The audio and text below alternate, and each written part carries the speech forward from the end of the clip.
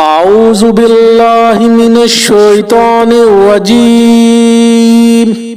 بسم اللہ الرحمن الرحیم۔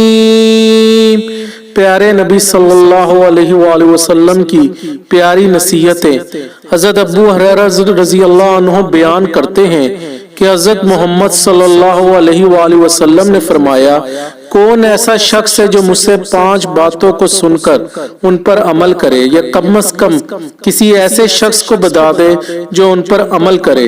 میں نے عرض کیا، یا رسول اللہ صلی اللہ علیہ وآلہ وسلم، میں ایسا کروں گا۔ نبی کریم صلی اللہ علیہ وآلہ وسلم نے میرا ہاتھ پکڑا اور ان 5 باتوں کو شمار کیا۔ نمبر 1، حرام کاموں سے بچو، سب سے بڑے عابد بن جاؤ۔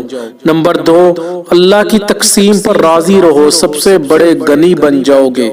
نمبر 3، اپنے پڑوسی کے ساتھ حسن سلوک کرو، مومن بن جاؤ گے۔